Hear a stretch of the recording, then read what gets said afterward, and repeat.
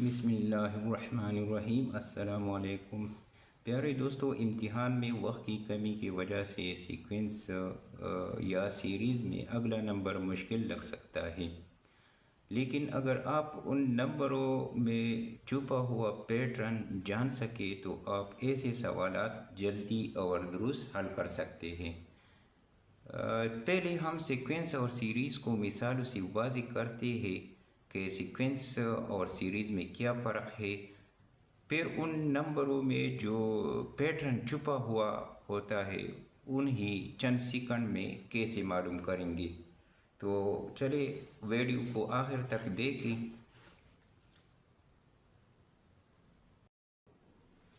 A sequence is an order list of numbers that follows a pattern। यानी order list होता है नंबरों का जिसमें एक ख़ास पैटर्न पोशीदा होता है। मसलन हमारे पास एक एग्जांपल 2, 4, 6, 8, 10। तो अगला नंबर कौन सा होगा? अगर हम उन नंबरों के दरमियान उस पोशीदा पैटर्न को जान सके तो फिर अगला नंबर हमारे लिए बहुत ही इजी होगा कि हम फाइंड आउट करें। और सीक्वेंस के हर नंबर को टर्म कहते हैं। यानी 2 हियर ये पहला टर्म है, 4 इज़ द सेकंड टर्म यानी दूसरा टर्म है। इस तरह 6 तीसरा टर्म है, एटसेट्रा। इस तरह दूसरा एग्जाम्पल ये भी एक सीक्वेंस है और पैटर्न उन नंबरों के दरमियान जो है ना ये कामा है, ठीक है। लेकिन सीरीज़ में कामा की जगह हम प्लस लगाते हैं। यही सीक्वेंस और सीरीज़ का मेन डिफरेंस है। Series is the sum of terms of a sequence. ये 4, 1,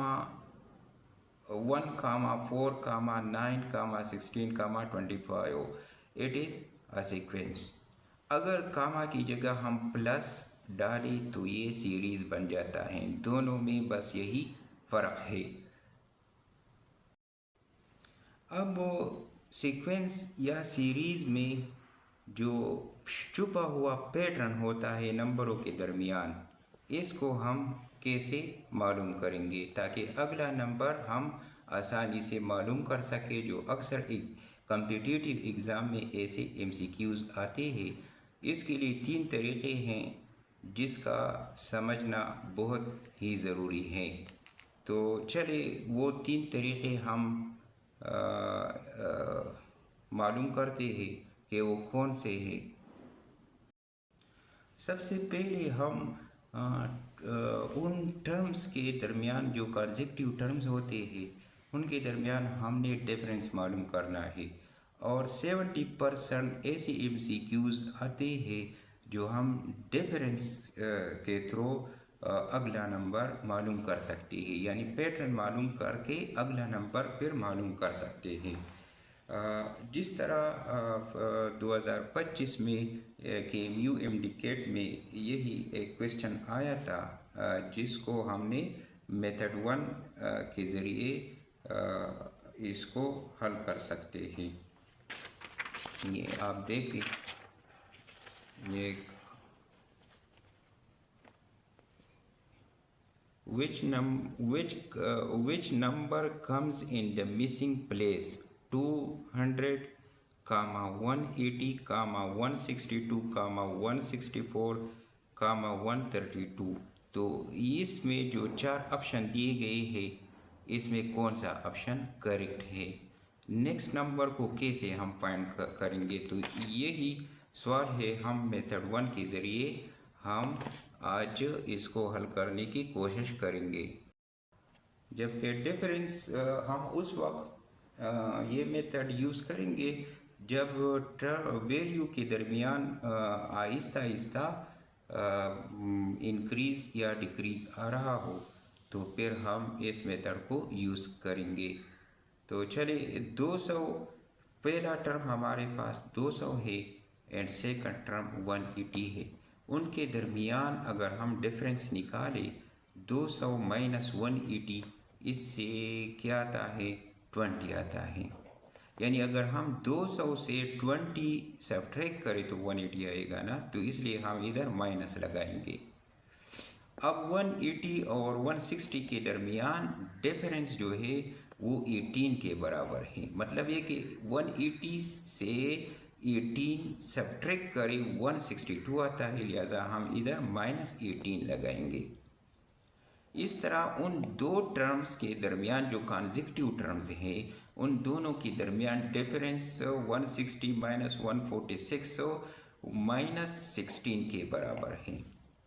मतलब ये कि 162 के साथ आपने 16 को प्लस 162 से 16 को सब्ट्रैक्ट करें 146 आता है।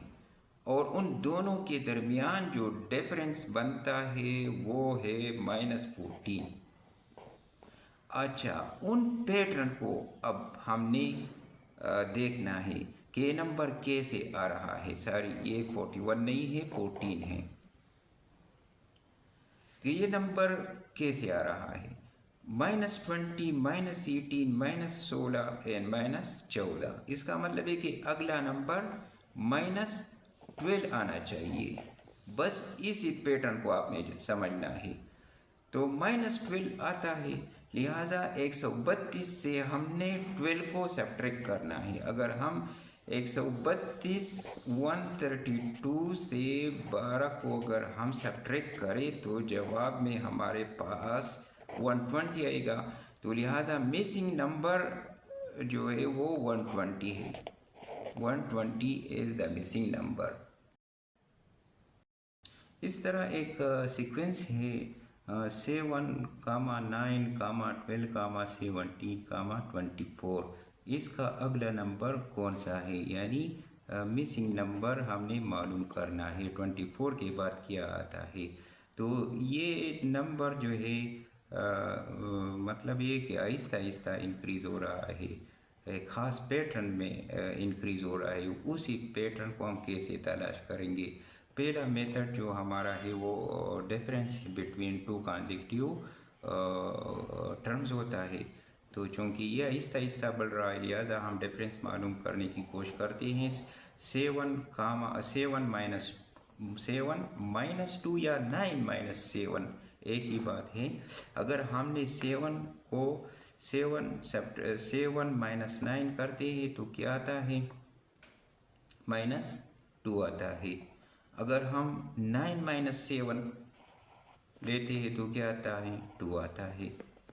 अब 12 माइनस 9 इससे क्या आता है, 3 आता है। इस तरह 17 माइनस 12 से 5 आता है। और 24 माइनस 17 से क्या आता है, 7 आता है। तो हमने उन नंबरों को जानना है। हमारे पास जो डिफरेंस आता है 2, 3, 5 एंड 7 के बराबर आता है। इसका क्या मतलब है, ये प्राइम नंबर तो नहीं है, ये बिल्कुल प्राइम नंबर है। 2, 3, 5, 7, 11, 13 ये हमारे पास प्राइम नंबर है। लिहाजा 7 से जो अगला प्राइम नंबर आता है वो कौन सा है, 7। 8 तो कंपोजिट नंबर है, 9 भी कंपोजिट है, 10 भी कंपोजिट नंबर है, 11 प्राइम नंबर है। लिहाजा 24 और इस मिसिंग नंबर के दरमियान डिफरेंस जो है वो 11 के बराबर है। मतलब ये है कि अगर हम जिस तरह 7 के साथ 2 ऐड करते हैं तो 9 आता है, 9 के साथ 3 ऐड करते हैं 12, 12 के साथ 5 ऐड करके 17 आता है, 17 के साथ 7 ऐड करके 24 आता है, 24 के साथ 11 ऐड करके हमारे पास 35 आता है, 35। लिहाजा मिसिंग नंबर हमारा यही है। अब हम मेथड 2 की तरफ चलते हैं।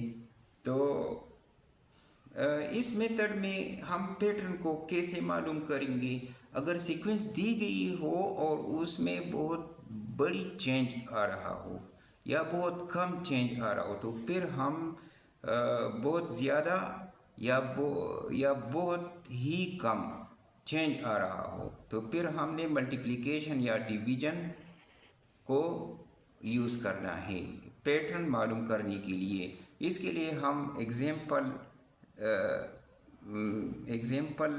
के ज़रिए इस पैटर्न को हम कैसे मालूम करेंगे। अच्छा, इधर हमारे पास जो है ना ये 2 सीक्वेंसेस है, इसमें हमने पैटर्न को ढूंढना है ताकि हम अगला नंबर फाइंड कर सके आसानी से। तो ये 64, 32, 16, 8, 4 ये जो है ना ये नंबर जो है ना ये कम हो रहा है, ठीक है। जब numbers as numbers are decreasing, इसके लिए हम पैटर्न कैसे फाइंड आउट करेंगे। 64 के बाद 32 है, 32 के बाद 16 है, लिहाजा अगर हम 64 को 2 पे डिवाइड करते हैं तो 32 आता है, और 32 को अगर हम 2 पे डिवाइड करें तो 16 आता है।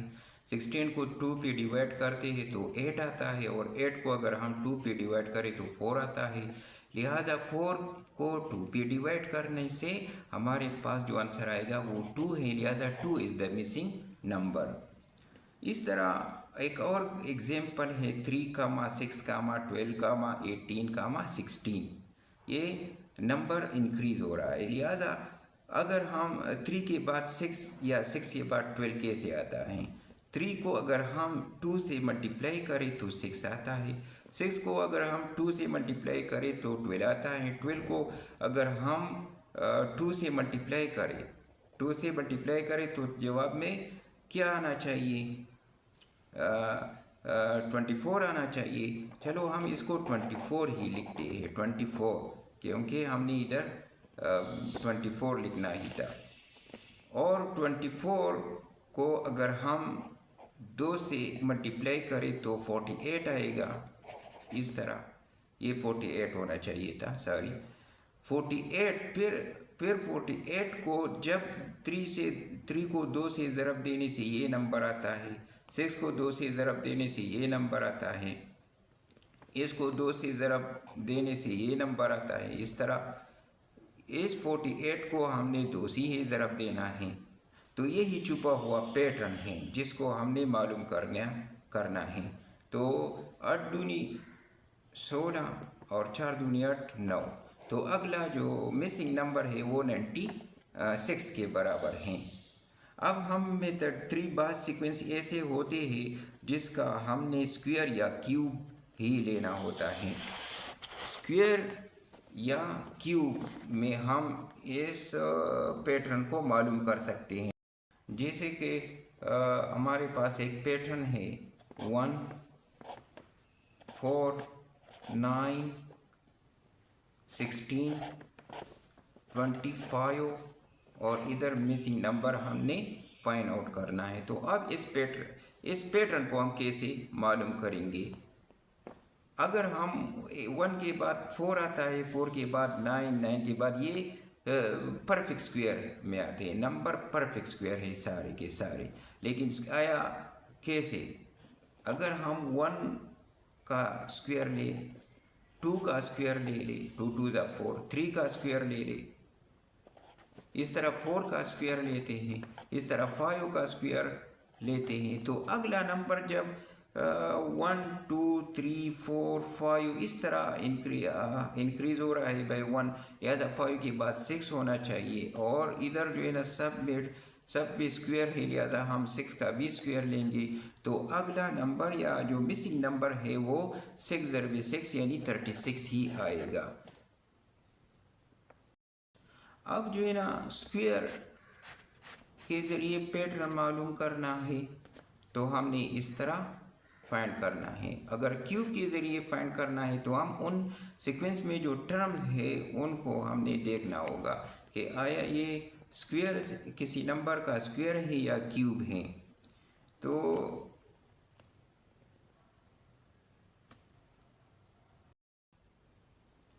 अच्छा जी, तो अच्छा ये 1 होना चाहिए।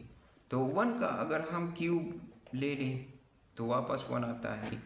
2 का अगर हम क्यूब लेते हैं, 2 2 ज़ा 4, 4 2 ज़ा 8। अगर हम 3 का क्यूब लेते हैं, 3 3 ज़ा 9, 9 3 ज़ा 27। इस तरह 4 का क्यूब लेते हैं, 4 4 ज़ा 16, 16 4 ज़ा 64। तो अगर हम 1 इधर देखते हैं, 1 है, 2 है, 3 है, 4 है, सब पे 3 3 हैं, तो लिहाजा इधर 5 होना चाहिए और इस पर भी 3 होना चाहिए। लिहाजा 5 को 3 टाइम्स मल्टीप्लाई करें तो जवाब में 125 आता है। लिहाजा मिसिंग नंबर हमारे पास इस सीक्वेंस में ये 125 ही है। अगली वीडियो में हम उन MCQs को हल करेंगे जो ईटा या MDCAT के गुज़िश्ता पर्चों में आए थे।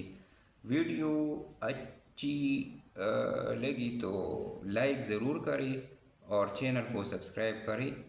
अल्लाह हाफिज़।